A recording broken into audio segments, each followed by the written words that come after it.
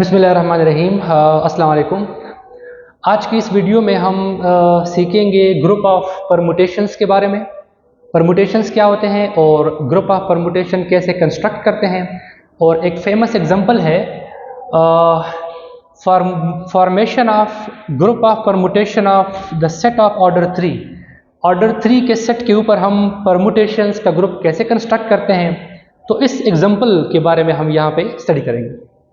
सबसे पहले डेफिनेशन है परमुटेशन होती क्या है। Let X be a non empty set. किसी भी नॉन एम्प्टी सेट के ऊपर any bijective mapping on X is called a permutation. Set X, किसी भी सेट एक्स के ऊपर कोई भी बाइजेक्टिव मैपिंग हो तो उसको हम क्या कहते हैं, परमुटेशन कहते हैं। अब the set of all bijective permutations denoted by S x forms a non abelian group under the binary operation of composition of function. किसी भी सेट के ऊपर कितने भी ही परमुटेशंस क्यों ना हो, तो वो जो तमाम परमुटेशंस होते हैं उनका जो एक सेट बनता है वो एक ग्रुप बनाता है। और बाइनरी ऑपरेशन यहाँ पे क्या यूज हो रहा होता है, कंपोजिशन ऑफ फंक्शंस। तो इसी को एक्सप्लेन करने के लिए एक फेमस एग्जांपल है ग्रुप थ्योरी में, जिसको हम S3 group of permutations on a set of order 3 S3 के नाम से इसको जाना जाता है। तो इस कंस्ट्रक्शन को हम आज के इस लेक्चर में स्टडी करेंगे। हमने क्या किया, एक सेट एक्स लिया, उसके अंदर 3 एलिमेंट्स लिए, set non empty set of order 3। हम ऑर्डर 4 के लिए भी कर सकते हैं, ऑर्डर 5 के लिए भी, and so on. Then the possible permutations on X are. अब परमुटेशन होते क्या है, बाइजेक्टिव मैपिंग्स। तो इस सेट के ऊपर ये 6 पॉसिबल मैपिंग्स बन सकते हैं। ये पहली मैपिंग है जो कि आइडेंटिटी मैपिंग है। आइडेंटिटी मैपिंग उसको कहते हैं जिसमें हर एलिमेंट की जो इमेज है वो इटसेल्फ वही एलिमेंट हो। ये सेकंड मैपिंग, ये थर्ड, ये 4, ये 5, ये 6, ये टोटल 6 पॉसिबल मैपिंग्स हैं जो इस सेट के ऊपर बन सकती है और बाइजेक्टिव है। वैसे तो और भी बन सकती है, लेकिन जो बाइजेक्टिव मैपिंग्स हैं इस सेट के ऊपर वो सिर्फ और सिर्फ ये 6 बन सकती है। अब इन 6 मैपिंग्स को हमने नेम असाइन किए, इसको आई कहा, F, G mapping, H, U और वी। तो ये हमारे पास एक सेट बना एस एक्स, जिसके अंदर ये हमारे पास 6 मैपिंग्स मौजूद हैं। अब इन्हीं 6 मैपिंग्स को हम एक और अंदाज में लिखते हैं। जैसे आई है, 1 की इमेज 1 है, 2 की इमेज 2, 3 की इमेज 3। तो हमने ऐसे लिखा 1 की इमेज 1, 2 की इमेज 2, 3 की इमेज 3। सिमिलरली f है, 1 की इमेज 1 है, 2 की इमेज 3 है और 3 की इमेज 2 है। तो f को भी हमने इस अंदाज में लिखा और इन सारे मैपिंग्स को जो यहाँ गिवन है, इन तमाम मैपिंग्स को हमने इस अंदाज से लिखा। अब हम कंपोजिशन को डिफाइन कर रहे हैं कि कंपोजिशन अगर मैपिंग इस तरह गिवन हो तो हम कैसे लेंगे। ये 9-10 मैट्रिक की क्लासेस में ऑलरेडी हम स्टडी कर चुके हैं। तो किसी भी 2 फंक्शंस के लिए S of x bijective mapping, कोई भी 2 अगर हम लें तो उनके लिए कंपोजिशन हम ऐसे कंप्यूट करते हैं। 2 तरह से हमने यहां लिखा हुआ है, एफ और जी। हमने 2 मैपिंग्स लिए, तो एफ ऑफ जी ऑफ 1 जब हम कंप्यूट करेंगे, हम पहले कंप्यूट करेंगे एफ ऑफ 1, यानी एफ की इमेज देखेंगे 1 के ऊपर। तो एफ मैपिंग में 1 की इमेज क्या है, 1 है। तो f ऑफ 1 से हमारे पास क्या आया, 1 आया। अब इस 1 पे g अप्लाई होगा, यानी g के फंक्शन में 1 की इमेज देखेंगे, g के फंक्शन में 1 की इमेज क्या है, 2 है। तो यहां हमारे पास क्या आया, 2 आया। Similarly f of g of 2, इसका मतलब होगा f के फंक्शन में 2 की इमेज देखेंगे, f के फंक्शन में 2 की इमेज जो है वो 3 है, तो मैंने 3 लिखा। अब g के फंक्शन में 3 की इमेज देखेंगे, वो मेरे पास क्या है, g के फंक्शन में 3 की इमेज 1 है, तो वो 1 आया।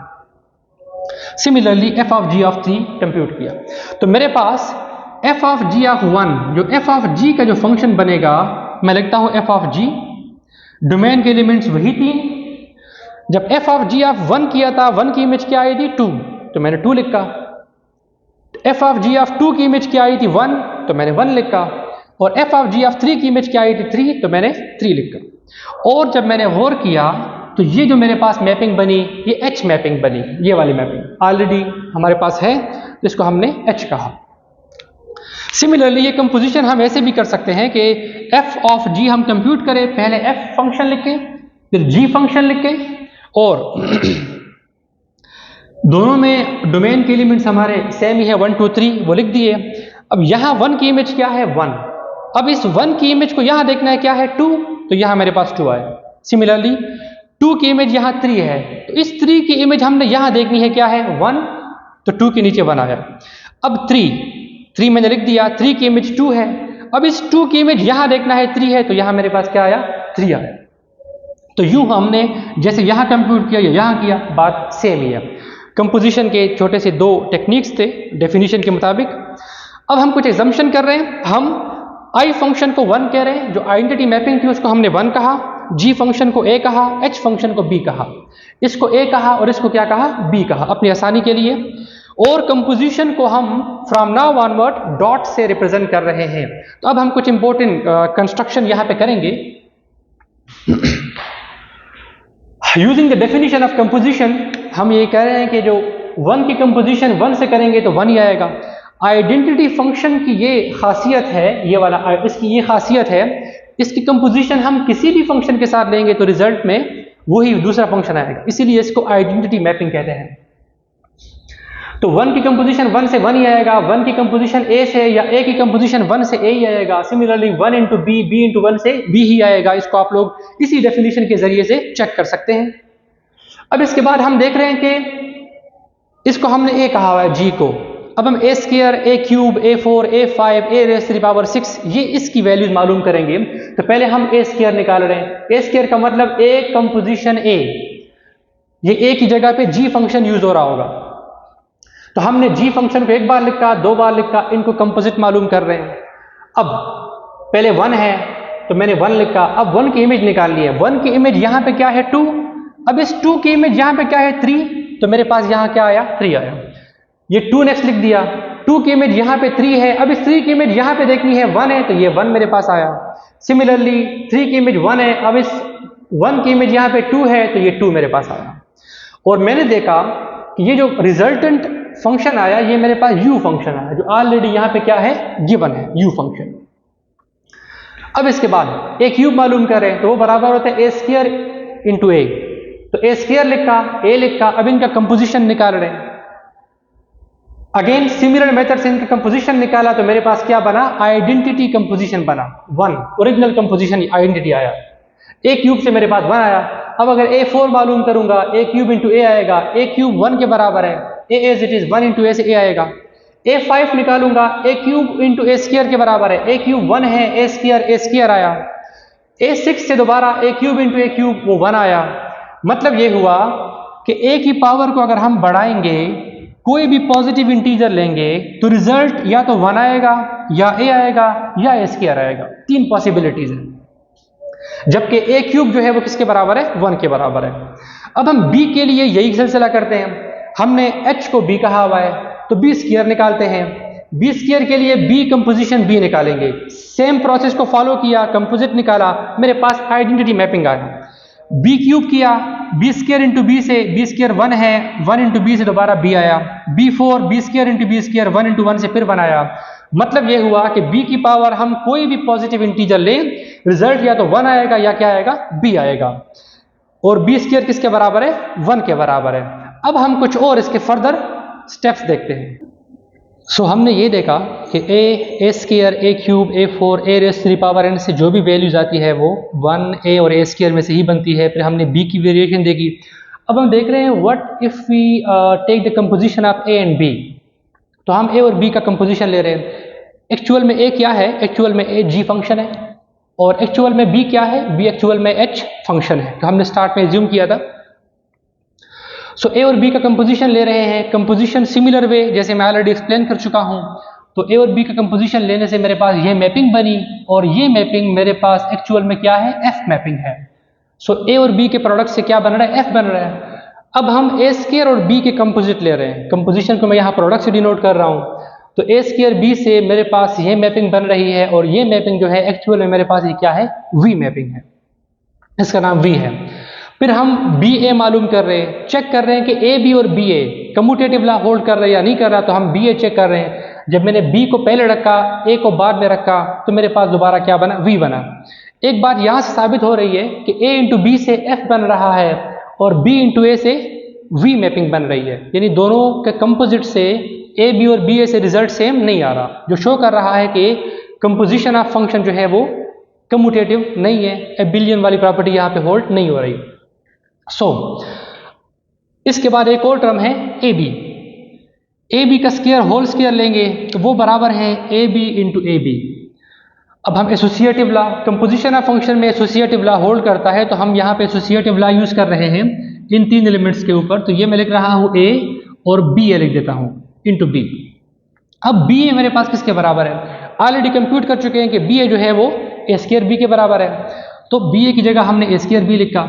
दोबारा एसोसिएटिव लॉ यूज कर रहे हैं, ए और ए स्क्वायर से ए क्यूब बनेगा, बी और बी से बी स्क्वायर बनेगा, ए क्यूब भी 1 के बराबर है, बी स्क्वायर भी 1 के बराबर है, रिजल्ट क्या है 1, तो ए बी होल स्क्वायर से भी 1 आता है। अब हमें इन तमाम की सब्स्टिट्यूशन मिल गई। आई फंक्शन था, हमने एज्यूम किया था इसको 1 कहा था। एफ फंक्शन को मेरे पास एफ फंक्शन किसके बराबर आ रहा है, ए और बी के बराबर, ए बी के बराबर आ रहा है, उसकी जगह मैंने ए बी लिखा। जी फंक्शन को हमने एज्यूम किया था कि ए के बराबर है, एच फंक्शन को एज्यूम किया था ये बी के बराबर है। यू फंक्शन, जब मैंने ए स्क्वायर निकाला था इससे पहले, तो ए स्क्वायर मेरे पास यू के बराबर आया था, उसकी जगह मैंने ए स्क्वायर लिख दिया। और वी फंक्शन मेरे पास किससे बन रहा है, ए स्क्वायर बी से बन रहा है, तो वी की जगह हमने ए स्क्वायर बी लिखा। अब इसको रीअरेंज करते हैं, पहले 1 लिखा, फिर ए लिखा, फिर ए स्क्वायर लिखा, फिर इसके बाद मैंने बी लिखा, फिर ए बी और फिर ए स्क्वायर बी। तो ये मेरे पास एक पूरा का पूरा S3 की एक फॉर्मेशन बनी। चूंकि यहाँ पे ऑर्डर ऑफ एक्स, जो मैंने ओरिजिनल सेट एक्स लिया था, x इज इक्वल टू 1 2 3, चूंकि उसका ऑर्डर 3 है, उस मुनासिबत से इस x को, स्मॉल x को हम 3 से रिप्लेस कर रहे हैं, और इस ग्रुप को हम क्या कहते हैं, S3 कहते हैं, और ये ग्रुप बनता है। ठीक है, हम इसका केएलएस टेबल देखेंगे और वहां से शो करेंगे कि वाकई ये ग्रुप है, और ये ग्रुप की चारों प्रॉपर्टीज को, एक्सियम्स को सेटिस्फाई कर रहा है। केएलएस टेबल के लिए हमने इसके एलिमेंट्स को हॉरिजॉन्टली और वर्टिकली लिखा। अब 1 चूंकि आइडेंटिटी एलिमेंट है, तो किसी भी एलिमेंट से उसका कंपोजिशन लेंगे, रिजल्ट वही आएंगे। मैंने स्ट्रेट फॉरवर्ड लिख दिए। a इंटू 1 से a आता है, a इंटू ए से ए स्क्वायर आएगा, a इंटू ए स्क्वायर से ए क्यूब आएगा। ए क्यूब किसके बराबर है, 1, हमारे ऑलरेडी शो कर चुके हैं। a इंटू बी से ए बी आएगा, ये भी हमारे इस सेट के अंदर मौजूद है। a इंटू ए बी, तो a इंटू ए बी से क्या आएगा, ए स्क्वायर बी आएगा। ए स्क्वायर बी एलिमेंट जो है वो भी हमारे पास इस S3 के अंदर मौजूद है, तो वो भी हम एज इट इज लिख देंगे, ए square B. A into a square B, अगर मैं ए इंटू ए स्क्वायर बी करूंगा तो ये बनेगा ए क्यूब बी। ए क्यूब 1 के बराबर है, तो ये बन जाएगा बी। तो ए इंटू ए स्क्वायर बी से क्या बन रहा है, बी बन रहा है। अब इसके बाद ए स्क्वायर को 1 से कंपोजिशन निकालेंगे, ए स्क्वायर आएगा, ए स्क्वायर इंटू ए क्यूब, और ए क्यूब किसके बराबर है, 1 के बराबर। हम सिंपली 1 भी लिख सकते हैं। A square into a square से करेंगे तो a square into a square a 4 basically वो ए के बराबर है। A square into A b, sorry a square into b, ये मेरे पास डायरेक्टली ए स्क्वायर बी आ जाएगा। ए स्क्वायर बी इस सेट के अंदर एलिमेंट मौजूद है, मैंने वही लिख दिया।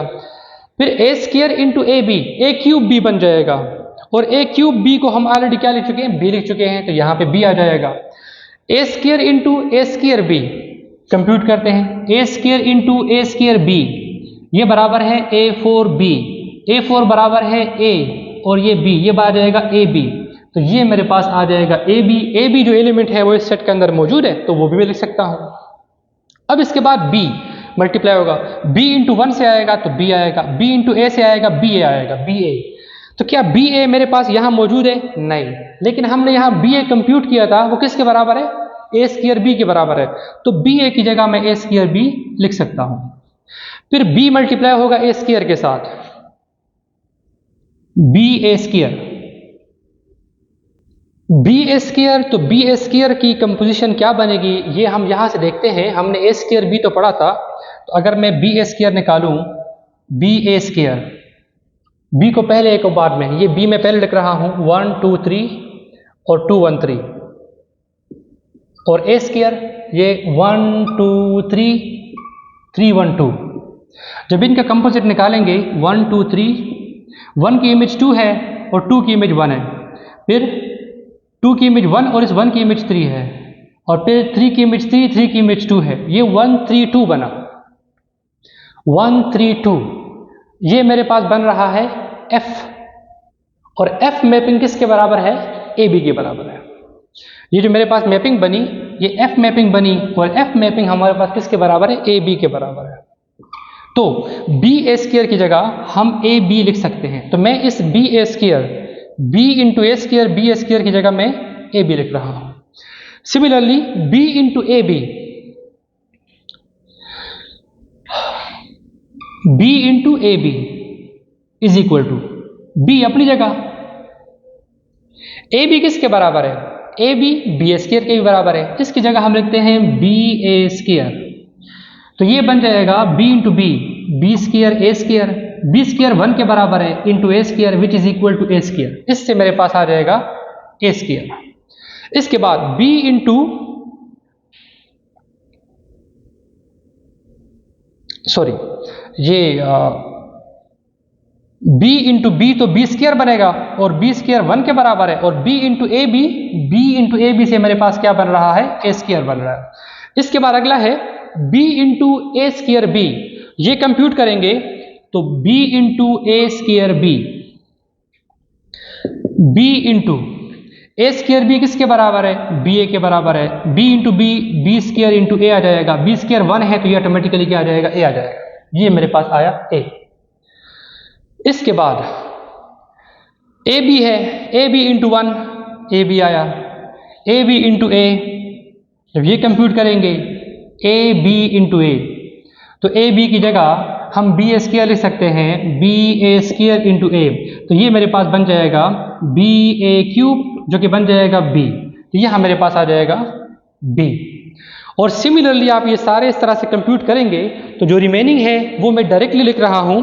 ये मेरे पास बन जाएगा A² B, ये मेरे पास बन जाएगा A, ये बन जाएगा 1, ये बन जाएगा A²।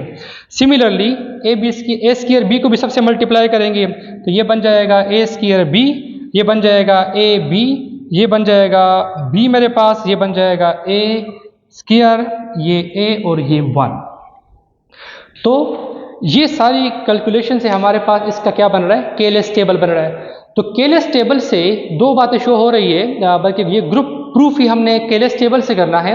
केएलएस टेबल से शो हो रहा है कि जितने भी एलिमेंट्स आ रहे हैं वो सारे के सारे एलिमेंट जो है वो S3 के अंदर मौजूद है। It means S3 is closed under the binary operation of composition of function. ये क्लोज तो है ही है। फिर यहाँ जो बाइनरी ऑपरेशन है ये कंपोजिशन है, और कंपोजिशन का जो फंक्शन ऑपरेशन है ये एसोसिएटिव होता है। तो इसका मतलब एसोसिएटिव लॉ भी इसके अंदर ऑटोमेटिकली होल्ड करेगा, नो नीड टू चेक। अब इसके बाद ये ग्रुप है क्योंकि S3 forms a non abelian group under the binary operation of composition of function with 1 as identity element. अब यहाँ पे जो 1 है ये आइडेंटिटी एलिमेंट है। 1 बेसिकली यहाँ पे आइडेंटिटी फंक्शन है। इसका किसी भी फंक्शन के साथ कंपोजिशन लेंगे तो रिजल्ट में वही फंक्शन आएगा, इसलिए ये आइडेंटिटी एलिमेंट हुआ। इनवर्स हर एलिमेंट का मौजूद है। ग्रुप के डेफिनेशन है कि हर एलिमेंट का इनवर्स एग्जिस्ट करना चाहिए। तो इनवर्सेस ऑफ ए जो है ए का इनवर्स A² है, ए और A² से 1 बन रहा है तो ये दोनों एक दूसरे के इनवर्स हुए। A² का इनवर्स A है, B और B से 1 बन रहा है तो B का इनवर्स B खुद है। AB और AB से क्या बन रहा है? 1 बन रहा है तो AB का इनवर्स AB खुद है। सिमिलरली A² B का इनवर्स A² B बन रहा है। मतलब हर एलिमेंट का इनवर्स एग्जिस्ट करता है। और चूंकि कंपोजिशन ऑफ फंक्शन जो है ये नॉन कम्यूटेटिव होता है, कम्यूटेटिव नहीं होता, इसलिए ये जो S3 है ये नॉन एबिलियन ग्रुप है, एबिलियन ग्रुप नहीं। ग्रुप है बट एबिलियन ग्रुप नहीं है। तो ये सारी हमारे पास S3 की फॉर्मेशन थी। सो अब हमारे पास एक थ्योरम है और हम इस थ्योरम को प्रूफ करेंगे किसी भी ग्रुप के लिए। उसके अंदर ये 4 कुछ खास किस्म के रिजल्ट्स हैं।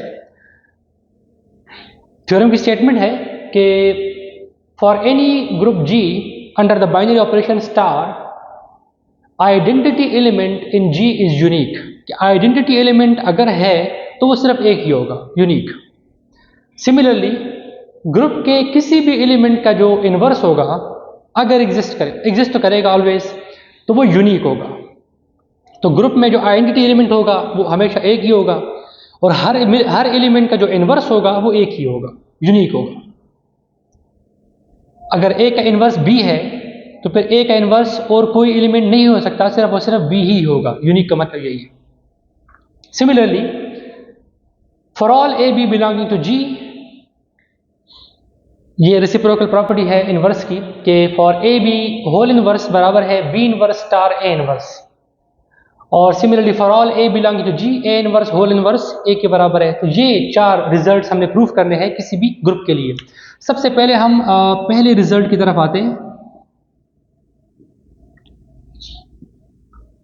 Identity element unique. हम कहते हैं let us assume we have 2 identity elements। हमने एज्यूम किया कि आइडेंटिटी एलिमेंट यूनिक नहीं है बल्कि 2 आइडेंटिटी एलिमेंट्स है। प्रूफ कर रहे हैं हम कि यूनिक है। एज्यूम किया कि सपोज हमारे पास 2 आइडेंटिटी एलिमेंट्स है ग्रुप में, that is E1 E2। as E1 is identity। अब चूंकि E1 आइडेंटिटी एलिमेंट है तो आइडेंटिटी एलिमेंट की प्रॉपर्टी ये है कि E1 star A is equal to A star E1 is equal to A for all A belonging to G। अगर E1 identity है तो किसी भी ग्रुप के एलिमेंट्स के लिए ये रिजल्ट होल्ड करेगा। Now as E2 is identity, हमने E2 को भी आइडेंटिटी कह दिया, हमने E2 को भी आइडेंटिटी एलिमेंट कह दिया। This implies E2 star A is equal to A star E2 is equal to A for all A belonging to G। अगर E2 आइडेंटिटी एलिमेंट है तो उसके लिए भी ये कंडीशन होल्ड करेगी। तो अगर हम देख लें, अगर हम सिर्फ इतना देख लें, A स्टार E1 किसके बराबर है? A के बराबर है। A स्टार E2 किसके बराबर है? A के बराबर है। दोनों के जो राइट साइड्स है वो सेम है। इसका मतलब ये हुआ this implies A star E1 is equal to A star E2। इसका मतलब ये दोनों टर्म भी क्या होंगे? इक्वल होंगे। It means by cancellation law ये कैंसिल हो जाएंगे और वी विल गेट, हमारे पास ये बन जाएगा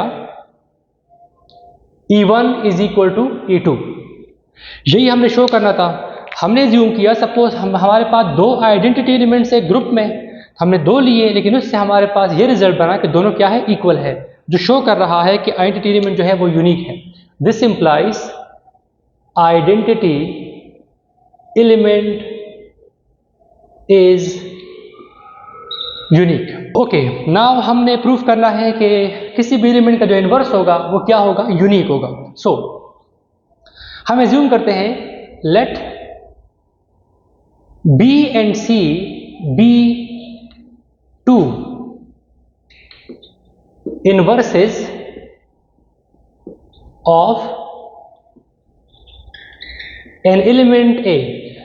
हमारे पास एक एलिमेंट A है और उसके इनवर्सेस सपोज करते 2 है। Then as B is the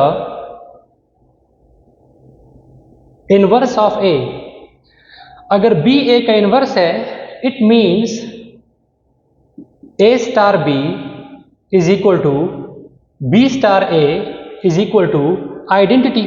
2 elements के इनवर्स से क्या बनेगा? आइडेंटिटी एलिमेंट बनेगा। as C is the inverse of A, क्योंकि C को भी हमने कहा कि इनवर्स है A का। This implies A star C is equal to C star A is equal to identity. इसका मतलब A और C पे जब बाइनरी ऑपरेशन अप्लाई करेंगे तो उससे भी क्या आएगा? आइडेंटिटी ही आएगा। अब हमारा टारगेट क्या है, बी और सी को इक्वल शो करना है कि जो ए का इन्वर्स है वो यूनिक है। इसका मतलब जब बी और सी इक्वल हो जाएंगे देन हम प्रूफ करने में कामयाब हो जाएंगे कि इन्वर्स जो है वो यूनिक है। So consider B is equal to, मैं बी ले रहा हूं,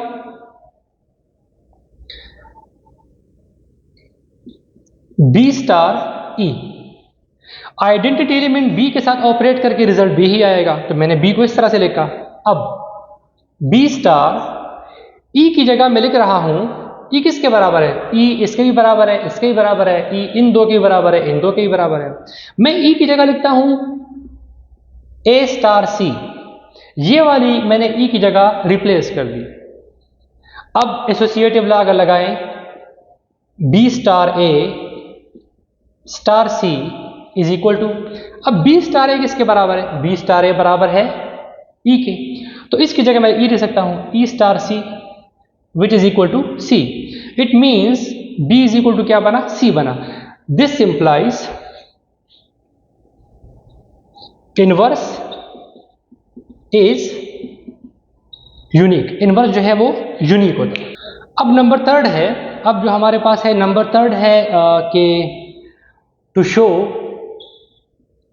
हमने शो करना है a star b whole inverse is equal to B inverse star A inverse, ये हमने शो करना है। हम लिखते हैं कंसिडर, हम लिखते हैं a star B inverse star A inverse. हमने ये एलिमेंट लिया और हमने ये एलिमेंट लिया और उन पे बाइनरी ऑपरेशन अप्लाई कर रहे हैं, इज इक्वल टू, इससे बनेगा एसोसिएटिव लॉ लगा रहे हैं, ए स्टार इन दो पे एसोसिएटिव लॉ लगा रहे हैं यहां पे, तो ये बन जाएगा B star B inverse star ए इनवर्स। ये ए एज इट इज रहेगा, बी और बी इनवर्स से क्या बनेगा, आइडेंटिटी एलिमेंट, बिकॉज दो एलिमेंट्स अगर वो एक दूसरे के इनवर्स है तो उनसे रिजल्ट क्या आएगा, आइडेंटिटी एलिमेंट बनता है, तो ये बन जाएगा A inverse.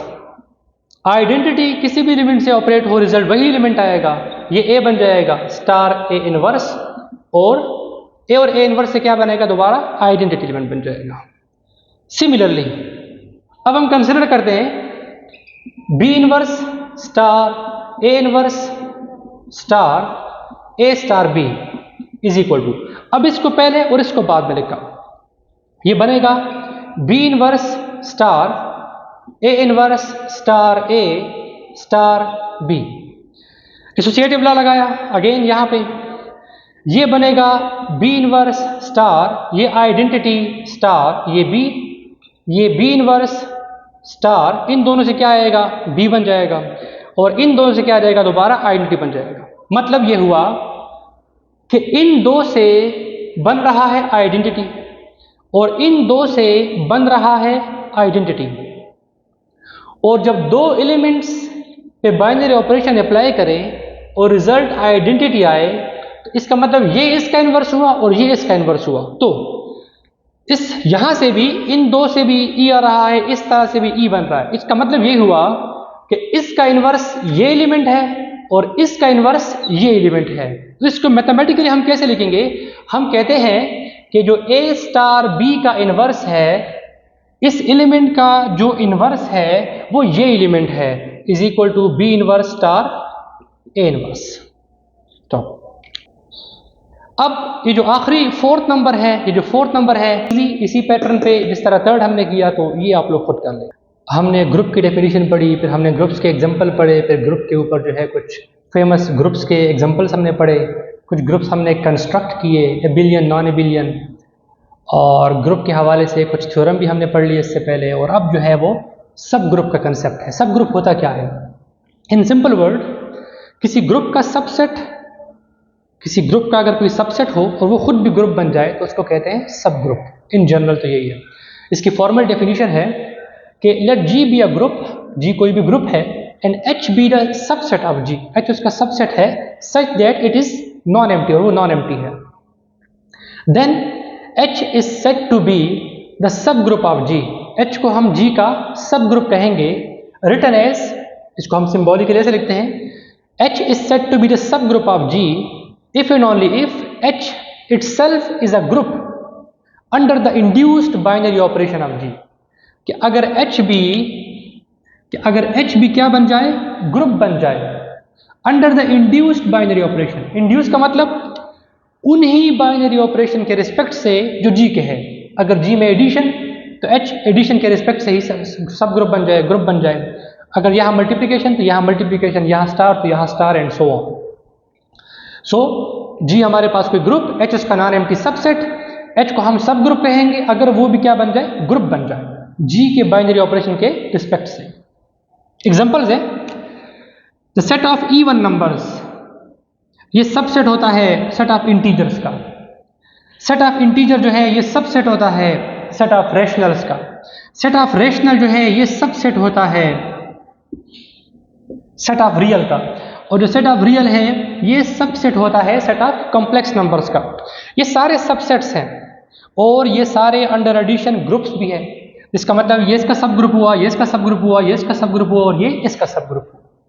Similarly set of rational number subset होता है रियल्स का, रियल सबसेट होता है कॉम्प्लेक्स का. अंडर मल्टीप्लिकेशन रेशनल नंबर का जो सेट है वो ग्रुप तब बनता है अगर उससे जीरो को एक्सक्लूड कर दिया जाए, क्योंकि जीरो का इन्वर्स एग्जिस्ट नहीं करता और ये बात पहले डिस्कस हो चुकी है ग्रुप थ्योरी में. तो रेशनल माइनस जीरो सब ग्रुप होता है रियल माइनस जीरो का, और रियल डिफरेंस जीरो जो है वो सब ग्रुप होता है कॉम्प्लेक्स डिफरेंस जीरो का. जीरो को एक्सक्लूड करेंगे. नेक्स्ट एक रिमार्क है, इस रिमार्क को मैं जुबानी बता देता हूं कि हर ग्रुप के दो सब ग्रुप लाजमी होते हैं. कोई भी ग्रुप हो उसके दो सब ग्रुप लाजमी होते हैं. एक वो ग्रुप खुद और एक singleton set containing identity element. तो every group G has at least two subgroups. एक वो ग्रुप खुद और एक singleton set containing identity element. तो चूंकि ये दो सब ग्रुप हर ग्रुप के ही होते हैं तो इनको हम कहते हैं ट्रिवियल सब ग्रुप या इम्प्रॉपर सब ग्रुप. इन दो के अलावा एनी अदर सब ग्रुप ऑफ G, इन दो के अलावा कोई भी सब ग्रुप हो उसको नॉन ट्रिवियल या प्रॉपर सब ग्रुप हम कहते हैं. इसके बाद ये एक फेमस रिजल्ट है ग्रुप थ्योरी में. सो अब ये थ्योरम है हमारे पास जो कि किसी स्ट्रक्चर को किसी ग्रुप का सब ग्रुप प्रूफ करने के लिए इसमें एक एसेंशियल कंडीशन है. तो हम इस थ्योरम को प्रूफ करेंगे और फ्रॉम नाउ ऑनवर्ड फिर हम इस थ्योरम को हमेशा यूज किया करेंगे अपने ग्रुप थ्योरी के सब्जेक्ट में. Let G be a group. G हमारे पास एक ग्रुप है. H be the subset of G. H उसका कोई भी सबसेट है. Such that it is non empty. Non empty का होना जरूरी है. अगर ग्रुप में कोई सबसेट में कोई एलिमेंट ही नहीं है देन वो सब ग्रुप जो है वो बन ही नहीं सकता. उसमें उसका नॉन एम्प्टी होना बड़ा जरूरी है. जो सबसे छोटा सब ग्रुप है वो हमारे पास आइडेंटिटी एलिमेंट है, तो उसमें भी एटलीस्ट एक एलिमेंट लाजमी है. देन H सब ग्रुप होगा G का if and only if for all A B belongs to H, A B inverse belongs to H. यहां पे बाइनरी ऑपरेशन कोई नहीं लिखा हुआ तो यहां बाइनरी ऑपरेशन वही होगा जो इस ग्रुप का होगा. यहां फिलहाल हम ये समझेंगे स्टार कोई बाइनरी ऑपरेशन है इस ग्रुप का. सो हमने इस ग्रुप में इस थ्योरम में दो कंडीशंस हैं. इफ एंड ओनली इफ की कंडीशन है H को सब ग्रुप मानेंगे और प्रूफ करेंगे कि for all A B belongs to H, A B inverse belongs to H. फिर हम इस कंडीशन को ट्रू मानेंगे और प्रूफ ये करेंगे. पहले इसको ट्रू मानेंगे, ये प्रूफ करेंगे, फिर इसको ट्रू मानेंगे, ये प्रूफ करेंगे. इफ एंड ओनली इफ की कंडीशन.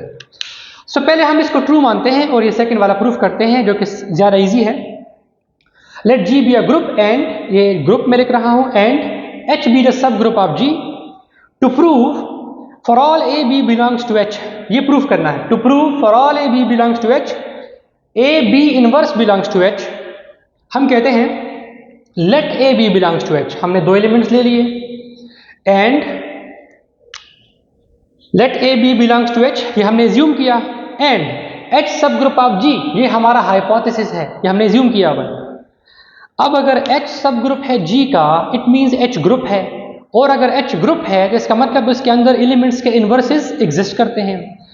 अगर H के अंदर इन्वर्सेस एग्जिस्ट करते हैं इसका मतलब जो इसके अंदर A और B दोनों एलिमेंट्स हैं दोनों के इन्वर्स एग्जिस्ट करेंगे. तो यही हमने कहा हुआ है. Let A B belongs to H and H is subgroup of G, then H is group. H group है और अगर ये ग्रुप है जिसके अंदर बी का इनवर्स मौजूद होगा। सो बाय क्लोजर लॉ, अब चूंकि एच जो है वो क्या है, सब ग्रुप है यानी ग्रुप है, वो क्लोज्ड भी होगा। सो बाय क्लोजर लॉ एक एलिमेंट ए है, एक एलिमेंट बी इनवर्स है, A B inverse belongs to H, ये कंडीशन ट्रू प्रूफ हो गई। अब हमने इस कंडीशन को ट्रू मानना है, एच को सब ग्रुप प्रूफ करना है। कन्वर्स में हम एज्यूम करेंगे कि for all A B belongs to H, दो एलिमेंट्स अगर एच के हैं तो ये कंडीशन होल्ड करेगी, और प्रूफ करना है कि एच सब ग्रुप है। ये प्रूफ करने के लिए हमने ये प्रूफ करना है कि एच क्या है, ग्रुप है। हम एच से एक एलिमेंट ले रहे हैं ए, क्योंकि एच नॉन एम्प्टी है, गिवन है कि एच क्या है, नॉन एम्प्टी है, तो एक एलिमेंट ले रहे हैं। देन बाय हाइपोथेसिस दूसरा एलिमेंट नहीं है, ठीक है, हम कहते हैं then by hypothesis A belong to H, हमने दूसरा एलिमेंट भी ए ही कंसिडर कर लिया। अच्छा, अब हाइपोथेसिस ये कहता है कि जब दो एलिमेंट्स एच से बिलोंग कर रहे हैं, पहला एलिमेंट दूसरे का इनवर्स एच से बिलोंग करेंगे, तो हम यही कह रहे हैं ये पहला एलिमेंट ये दूसरे का इनवर्स ये एच से क्या करेंगे, बिलोंग करेंगे। लेकिन दो एलिमेंट के इनवर्स से क्या बनता है, आइडेंटिटी बनता है। इट मीन्स जो आइडेंटिटी एलिमेंट है वो एच के अंदर मौजूद है। पहले हमने ये प्रूफ कर लिया। अब हम ये प्रूफ कर लेंगे कि हर एलिमेंट का इनवर्स एग्जिस्ट करता है, ग्रुप के अंदर हर एलिमेंट का इनवर्स एग्जिस्ट करना चाहिए। So for any A belongs to H, हम एक एलिमेंट ले रहे हैं, वी हैव, इस कंडीशन को यूज कर रहे हैं, हमें दो एलिमेंट्स चाहिए, एक एलिमेंट लिया आइडेंटिटी, दूसरा एलिमेंट लिया ए। आइडेंटिटी हमने प्रूफ किया कि एच के अंदर है, ए हमने एच का कोई दूसरा एलिमेंट ले लिया। For E A belongs to H, theorem condition ये कहता है ए बी इनवर्स, पहला एलिमेंट ए से दूसरे का इनवर्स, पहला एलिमेंट ए से दूसरे का इनवर्स बिलोंग्स टू एच। अब ई किसी के साथ भी ऑपरेट हो, रिजल्ट दूसरा एलिमेंट ही आता है, इसका मतलब ई इंटू ए इनवर्स से ए इनवर्स आएगा। इसका मतलब ए का जो इनवर्स है वो एच से बिलोंग कर रहा है। इसका मतलब इनवर्सेस इन एच एग्जिस्ट, एच के अंदर जो इनवर्सेस है वो एग्जिस्ट कर रहे हैं, इनवर्स भी एग्जिस्ट कर रहे हैं, आइडेंटिटी भी एग्जिस्ट कर रहा है। अब हमने दो बातें शो करनी है कि जो एच है वो क्लोज्ड है, और तीसरी बात जो आखिरी कंडीशन है कि एच के अंदर एसोसिएटिव लॉ होल्ड कर रहा है। चार कंडीशन है ग्रुप की। Next, let A B belongs to H, हमने दो एलिमेंट्स लिए, then A B inverse belongs to H, चूंकि जो भी एलिमेंट है उसका इनवर्स एग्जिस्ट करता है, तो ए का भी इनवर्स एग्जिस्ट करेगा, बी का भी करेगा, तो हमने एक एलिमेंट ए लिया और एक बी का इनवर्स लिया। तो कंडीशन ये कहता है अगर दो एलिमेंट हो तो पहले एज इट इज दूसरे का इनवर्स एच से बिलोंग करेगा, तो हम यही कहते हैं for A B inverse belongs to H, A as it is, दूसरा एलिमेंट बी इनवर्स है उसका इनवर्स लिया। और हम ये प्रूफ कर चुके हैं कि बी इनवर्स होल इनवर्स किसके बराबर है, बी के बराबर है, इसकी जगह बी लिख दिया। इसका मतलब ये हुआ कि दो एलिमेंट एच के लिए उनसे रिजल्ट भी एच में ही आएगा, यानी एच क्या है, क्लोज्ड है। ठीक हो गया, क्लोजनेस प्रूव हो गई। आखिरी है एसोसिएटिव, उसके लिए सिंपल स्टेटमेंट है एच जो है वो जी का सबसेट है, जी ग्रुप है। अगर जी ग्रुप है तो जी के अंदर एसोसिएटिव लॉ होल्ड करेगा, तो अगर जी के अंदर होल्ड करेगा तो एच के अंदर बाय डिफॉल्ट होल्ड करेगा। As H is subset of G and associative law holds in G, it means associative law holds in H, H के अंदर भी होगा। सो एच इज ग्रुप, इसका मतलब एच ग्रुप है, इसका मतलब एच क्या हुआ, सब ग्रुप हुआ।